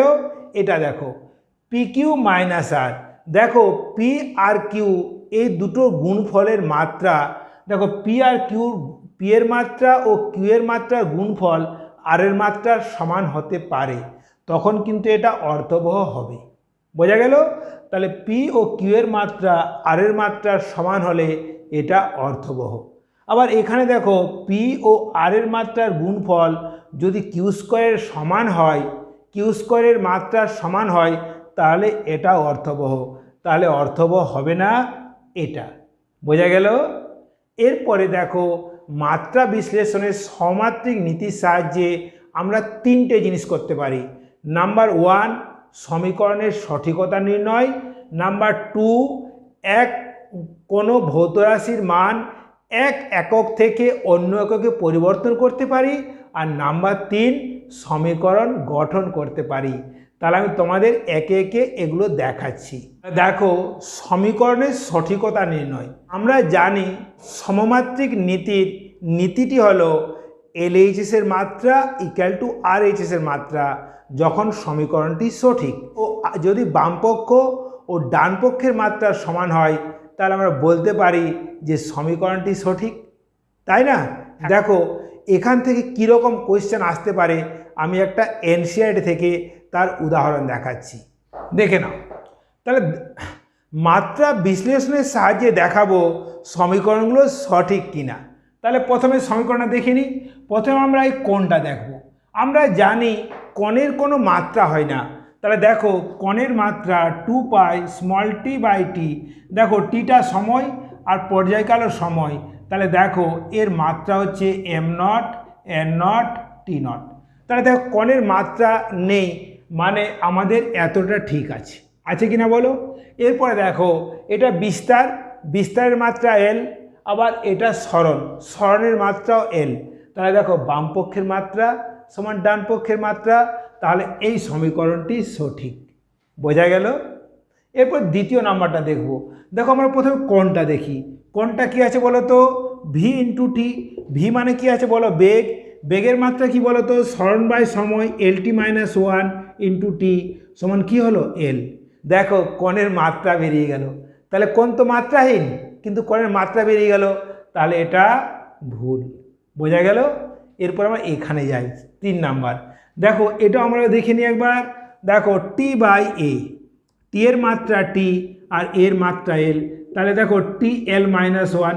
আবার দেখো এখানে কোণের মাত্রা বেরিয়ে গেল, তাহলে এটাও ভুল, তাহলে এটা ভুল। এরপর আমরা শেষেরটা দেখব। দেখো 2πt/t মাত্রাহীন, 2πt/t মাত্রাহীন, আমরা আগে করেছি কিনা বলো। এরপরে দেখো এটা বিস্তার, বিস্তারের মাত্রা l, সরণের মাত্রা l, তাহলে এটা কারেক্ট। বোঝা গেল। এরপর দেখব কোনো ভৌত রাশির মাত্রা এক একক পদ্ধতি থেকে অন্য একক পদ্ধতিতে রূপান্তর। আমরা জানি কোনো ভৌত রাশি প্রকাশ করা হয় n × u দ্বারা। n হলো সংখ্যা, u হলো তার একক। তাহলে কোনো ভৌত রাশির পরিমাণ বোঝাতে আমরা সংখ্যা এবং সংখ্যার সঙ্গে যুক্ত একটি একক ব্যবহার করি। যেমন 5 কেজি চাল, অর্থাৎ 5টি হলো সংখ্যা, কেজিটা হলো একক। এবং কোনো ভৌত রাশির মান nu যে কোনো পদ্ধতিতে একই থাকে। ধরি সিজিএস পদ্ধতিতে মান হলো n1, তাহলে একক u1। এসআই পদ্ধতিতে মান হলো n2, একক u2। এখন ধরে নিচ্ছি ভৌত রাশির মাত্রিয় সংকেত m1x, l1y, t1z, এটা সমান n2। এখানে হবে m2x, l2y, t2z যখন x, y, z সূচক, অর্থাৎ m এ মাত্রা x, l এ মাত্রা y, t এ মাত্রা z, তাই না। এখন দেখো যেহেতু এটা সিজিএস মান, ভালো করে শুনে নাও, তাহলে এটা অবভিয়াসলি গ্রাম হবে, এটা কি হবে সেন্টিমিটার হবে, এটা কি হবে সেকেন্ড হবে। যেহেতু এটা এসআই ভ্যালু, তাহলে কি বলো তো, এটা কেজি হবে, হবে কিনা বলো, এটা মিটার হবে, আর এটা কি হবে বলো তো, সেকেন্ড হবে। বোঝা গেল। এরপরে এখান থেকে কীরকম ইম্পর্টেন্ট কোয়েশ্চেন আসে সেগুলো তোমাদের কাছে দেখাচ্ছি, যেগুলো তোমাদের পরীক্ষার এক্সামে খুব কাজে লাগবে, বা এই কোয়েশ্চেনগুলোই আসবে। তোমরা ভালো করে প্র্যাকটিস করে নিও। দেখো সিজিএস পদ্ধতিতে প্লাঙ্কের ধ্রুবকের মান দেওয়া আছে, আমাকে এসআই মান বের করতে হবে। তাহলে বলো এখানে আমার n1 জানা আছে কত, 6.63 × 10⁻⁻27। আমি n2 বের করব। বলো তো প্লাঙ্কের ধ্রুবকের মাত্রা কত। প্লাঙ্কের ধ্রুবকের মাত্রা কৌণিক ভরবেগের মাত্রা সমান। তাহলে প্লাঙ্কের ধ্রুবক h এর মাত্রা হয় ml²t−1। তাহলে বলো এখান থেকে লেখা যায় না, n1 এটা হবে m1 l1² t1−1 equal to n2, this is the m2 l2² t2−1। দেখো এটার মান দেওয়া আছে 6.67 × 10⁻⁻27 সিজিএস। তাহলে এটা কি হবে, এটা গ্রাম হবে, এটা কি হবে সেন্টিমিটার হবে, এটা সেকেন্ড হবে। আমি এসআই মান জানি না, তাই না, এসআই মান জানি না, এটা আমি বের করব। তাহলে এটা কি হবে বলো, কেজি হবে, এটা মিটার হবে, এটা সেকেন্ড হবে, তাই না। তাহলে আমি এটা এখানে লিখছি। দেখো তাহলে এখানে আমি n2 সমান কি লিখবো বলো, n2 লিখবো n1 × m1/m2। ওকে, এটা লিখব L1 by L2 two the power 2 আর এটা লিখব T1 by T2 to the power -1। এখন দেখো N1 মান কত আছে, এটার মান দেওয়া আছে 6.63 ইন্টু 10 টু দি পাওয়ার -27। দেখো M1 মানে গ্রাম, M2 মানে কেজি, তার লিখো গ্রাম বাই কেজি। ওকে, এটা লিখো সেন্টিমিটার বাই মিটার স্কোয়ার, আর এটা লিখো second by second to the power -1। দেখো সেকেন্ড সেকেন্ড কেটে গেল, তাহলে আমরা এখান থেকে N2 সমান লিখব 6.63 ইন্টু 10 টু দি পাওয়ার -27।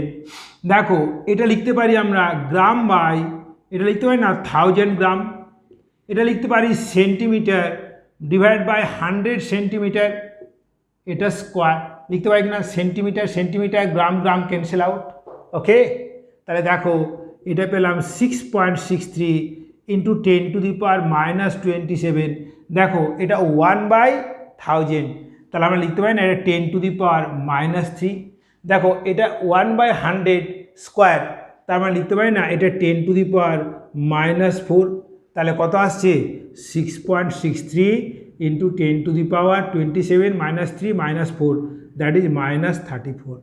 তাহলে এর SI মান হলো 6.63 ইন্টু 10 টু দি পাওয়ার -34। বোঝা গেল?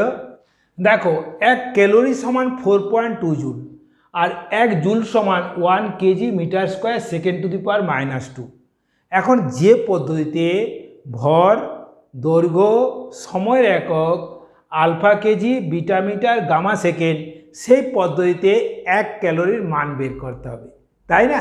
এখন দেখে নাও N1 ইকুয়ালস টু 4.2 জুলে দেওয়া আছে, মানে আমার এটা SI সিস্টেম। আমি N2 বের করব নতুন সিস্টেমে, তাই না? তাহলে দেখো আমরা লিখতে পারি না N1 ইন্টু এটা M1, this is the L1 square, this is the T1 -2। দেখে নাও জুল জুল জুল তো শক্তির একক, তাহলে এর মাত্রা কী হবে কেজি মানে M, মিটার স্কোয়ার মানে L স্কোয়ার, সেকেন্ড স্কোয়ার মানে T টু দি পাওয়ার -2। এরপরে দেখে নাও এটা হবে N2, কত হবে বলো তো, এটা M2, এটা L2 স্কোয়ার, এটা T2 -2। দেখে নাও এটা দেওয়া আছে 4.2 জুল, তার মানে এটা SI সিস্টেম। যদি এটা SI সিস্টেম হয় তাহলে এর মান কত হবে না, এটা কেজিতে হবে, এটা মিটারে হবে, আর এটা কি হবে সেকেন্ড হবে। আমরা নিউ পদ্ধতিতে আমরা N2 বের করব, সেখানে ভরের মাত্রা কত আছে আলফা কেজি আছে, দৈর্ঘ্যের মাত্রা কত আছে বিটা মিটার আছে, আর সেকেন্ডের মাত্রা সময়ের মাত্রা কি আছে গামা সেকেন্ড আছে কি না? N2 বের করে নাও, তাহলে N2 কত হবে বলো তো, N1 ইন্টু কী হবে বলো, এটা M1 বাই M2 ইন্টু এটা L1 by L2 whole square into T1 by T2 to the power -2। ভ্যালুগুলো বসিয়ে নাও, N1 হলো 4.2, দেখে নাও এটা হবে কেজি, এটা কত আলফা কেজি। ওকে, এটা মিটার আর এটা বিটা মিটার, তাই লিখে নাও metre by beta metre to the power 2, second by gamma second to the power -2। দেখে নাও KG KG, metre metre, second second কেটে যাচ্ছে, তাহলে কত এলো 4.2 alpha to the power -1, beta to the power -2, gamma square. Okay, understood? Next দেখে নাও SI পদ্ধতিতে ঘনত্ব দেওয়া আছে 128 কেজি পার মিটার কিউব। যে পদ্ধতিতে দৈর্ঘ্যের একক 25 সেন্টিমিটার এবং ভরের একক 50 গ্রাম, সেই পদ্ধতিতে ঘনত্বের একক বের করতে হবে। এটা মেন 2019-এ এসেছিল। দেখে নাও, তাহলে আমরা আগের পদ্ধতিতে শুরু করে দেব। বলো এখানে ভৌত রাশি কি ঘনত্ব, ঘনত্বের মাত্রা কি ভর বাই আয়তন, ভর মানে M আর আয়তন L কিউব, তাহলে এর মাত্রা হচ্ছে mL কিউব। তাহলে লিখে নাও N1 into M1 L1 cube -3 equal to এটা হবে N2, এটা হবে M2 L2 -3। বোঝা গেল?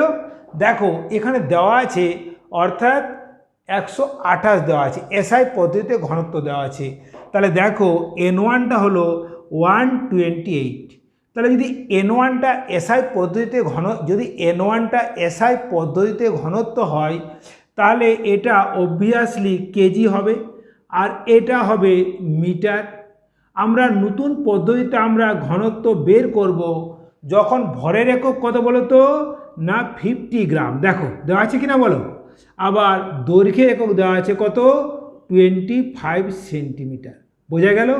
N2 ইকুয়াল টু N1, এটা হবে M1/M2, আর এটা হবে L1/L2 টু দি পাওয়ার -3। মানটা বসিয়ে নিচ্ছি।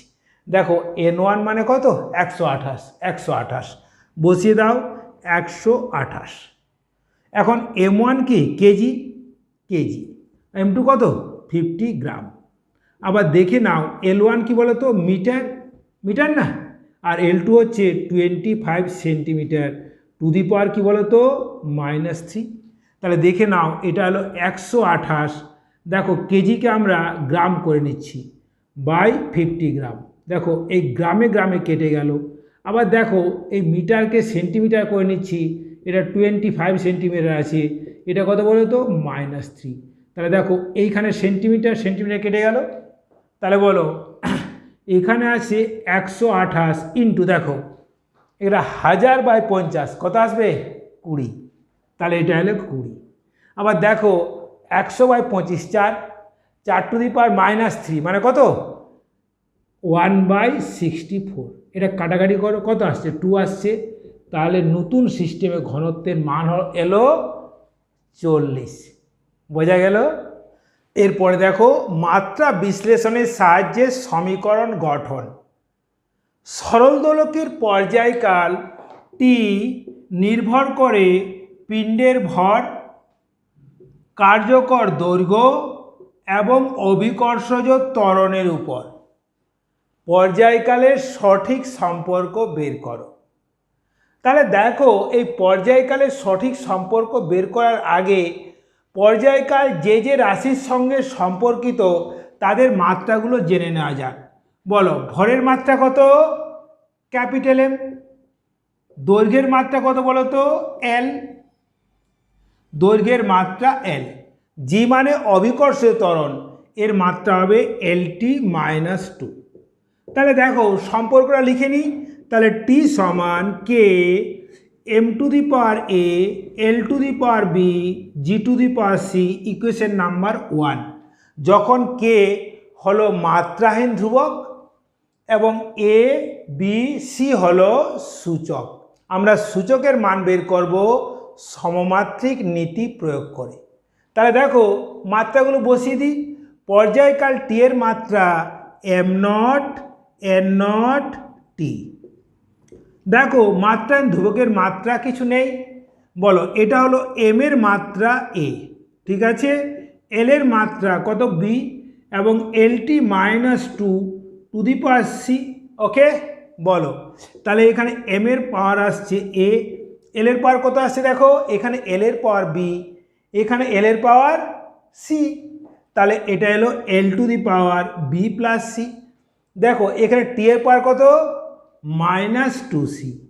ওকে, তাহলে দেখে নাও এটা হলো রাইট হ্যান্ড সাইড আর এটা হলো লেফট হ্যান্ড সাইড।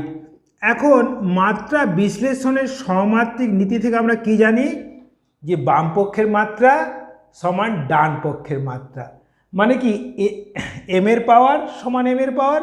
তাহলে দেখো a ইকুয়াল টু 0। দেখো l এর পাওয়ার সমান l এর পাওয়ার, মানে b plus c equal to 0। আবার দেখো টি এর পাওয়ার -2c ইকুয়াল টু টি এর পাওয়ার 1, তাহলে c ইকুয়াল টু -1/2। যদি c -1/2 হয় তাহলে b -1/2 ইকুয়াল টু 0, তাহলে b ইকুয়াল টু 1/2 আসছে কিনা বলো। তাহলে a 0 b 1/2 c -1/2। তাহলে আমরা এই 1 নম্বর সমীকরণ যদি বসিয়ে দিই, টি কি পাবো বলো, K m to the power 0 l to the power 1/2 g to the power -1/2। তাহলে এটা হলো কে √l/g। এখন কে এর পরীক্ষামূলক মান হলো 2 পাই। তাহলে দেখো এটা হলো 2 পাই রুট আন্ডার এল বাই জি। তাহলে সরল দোলকের পর্যায়কাল টি হলো 2 পাই রুট আন্ডার এল বাই জি। বোঝা গেল?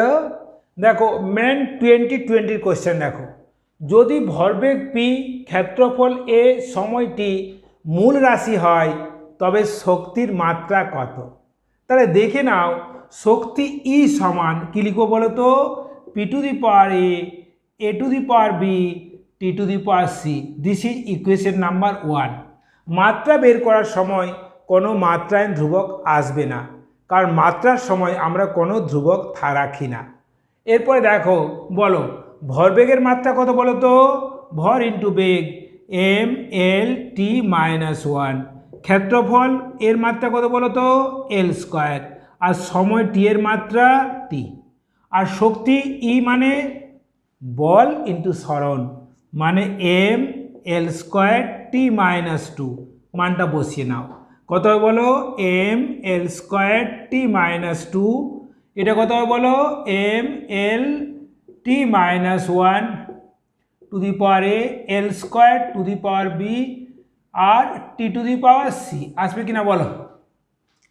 তাহলে বলো আমরা এখান থেকে পাচ্ছি M L square T to the power minus 2। দেখো এখানে এম এর পাওয়ার আসছে এ, আসছে কিনা বলো? দেখো এল এর পাওয়ার এখানে আসছে এ, এখানে আসছে 2b। তাহলে এটা আসছে এল to the power A plus 2b। দেখো এখানে টি এর পাওয়ার মাইনাস এ, আর এখানে টি এর পাওয়ার সি। তাহলে এখানে T to the power minus A plus C. আসছে কিনা বলো? এখন দেখো মাত্রা বিশ্লেষণের সমাত্রিক নীতি প্রয়োগ করলে কি পাবো? বাম পক্ষের মাত্রা সমান ডান পক্ষের মাত্রা, অর্থাৎ এম এর পাওয়ার ইকুয়াল টু এম এর পাওয়ার। তাহলে বলো এম এর পাওয়ার এ ইকুয়াল টু 1। দেখো এল এর পাওয়ার কত? A plus 2b equal to 2। আবার টি এর power minus A plus C, minus A plus C equal to minus 2। দেখে নাও, যদি আমি এর মান এ ইকুয়াল টু 1 এখানে পুট করি, তাহলে 1 plus 2b equal to 2, 2b equal two 1, b equal to half. আসছে কিনা বলো? আবার এর মানটা যদি আমি এখানে পুট করি, তাহলে minus 1 plus C equal to minus 2, C equal to minus 1। তাহলে দেখো শক্তির মাত্রা কী হবে বলো তো? ই ইকুয়াল টু, দেখে নাও, P to the power A মানে P to the power 1, A to the power B A to the power half, আর কি বলো তো? T to the power C T to the power minus 1। বোঝা গেল? দেখে নাও, যদি আলোর বেগ ভি, মহাকর্ষীয় ধ্রুবক ক্যাপিটাল জি, প্লাঙ্কের ধ্রুবক এইচ মূল রাশি হয় তবে দৈর্ঘ্যের মাত্রা কত? দেখো দৈর্ঘ্যকে আমরা এল ধরে নিচ্ছি, তাহলে কী হয় বলো তো? V to the power A, G to the power B, আর H to the power C. এটা হলো ইকুয়েশন নাম্বার 1। এখন আমরা এদের মাত্রা জেনে নিই। দেখো বেগের মাত্রা কি বলো তো? বেগের মাত্রা এল টি মাইনাস 1। মহাকর্ষীয় ধ্রুবক জি এর মাত্রা কি বলো তো? M minus 1 L cube T minus 2। আর প্লাঙ্কের ধ্রুবক মানে অ্যাঙ্গুলার মোমেন্টাম মানে কৌণিক ভরবেগ, এর মাত্রা হচ্ছে M L square T minus 1। তাহলে মানগুলো বসিয়ে দিই। তাহলে এদিকে হলো M to the power 0 L T to the power 0। দেখো এটা দৈর্ঘ্যের মাত্রা। ভি কত বলো তো? L T minus 1 to the power A. G কত বলো? M minus 1 L cube T minus 2 to the power কি বলো তো? বি। আর H M L square T minus 1 to the power C. তাহলে দেখে নাও, এটা হলো M nought L T nought. এটা কত আসছে বলো? M to the power. দেখো এখানে এম এর পাওয়ার আসছে মাইনাস বি, এখানে এম এর পাওয়ার আসছে সি, তাহলে M to the power minus B plus C.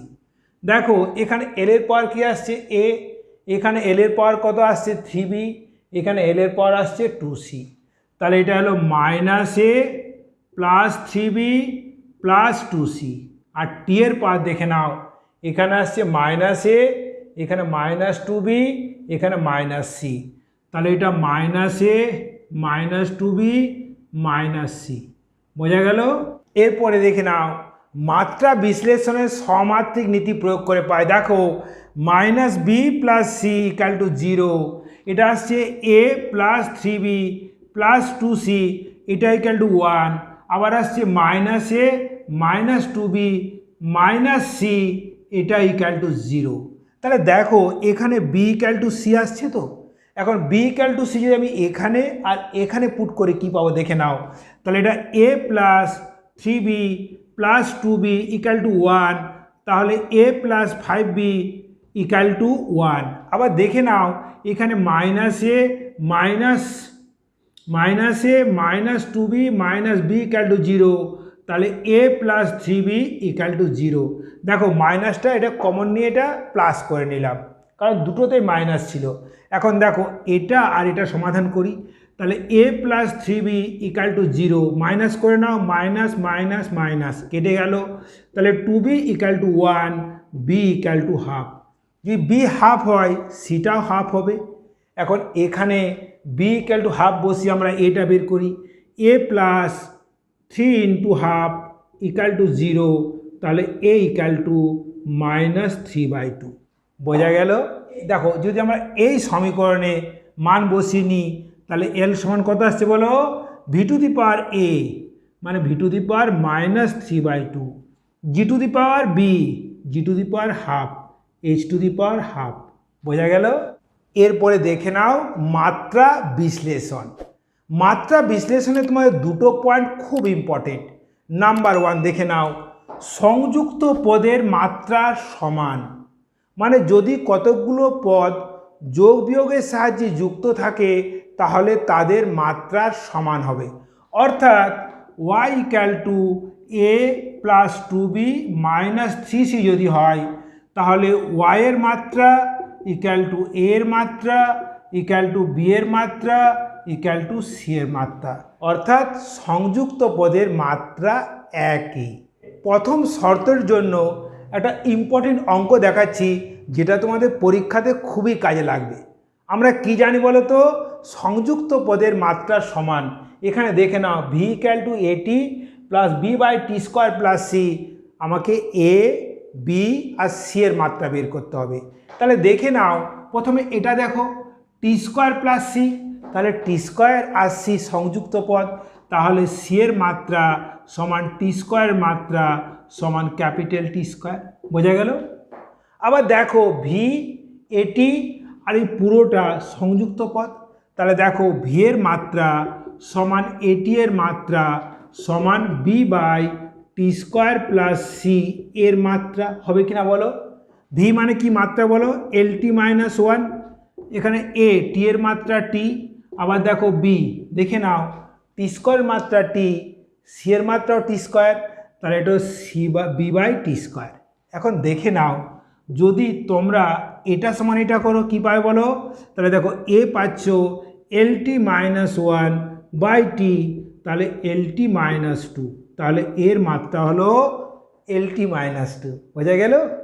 আবার এটা ইকাল টু এটা করে নাও কি পাবে, B by T square equal to L T minus one, তাহলে বলো B equal to L T minus one into T square, তাহলে কত হলো বলো তো L T.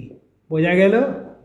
P plus A by V square V minus B equal to R T, এটা হলো van der ওয়ালসের সমীকরণ বাস্তব গ্যাসের জন্য, যখন পি চাপ, ভি আয়তন আর আর সার্বজনীন গ্যাস ধ্রুবক, টি পরম উষ্ণতা।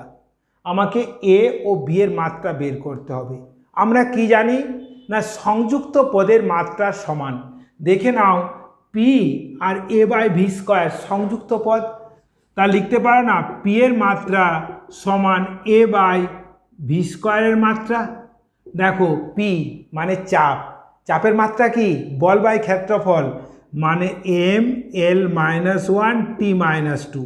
ভি এর মাত্রা কি বলো তো এল কিউব, ভি স্কোয়ার মানে এল টু দি পাওয়ার সিক্স, তাহলে দেখো এর মাত্রা আসছে M L to the power five T minus two.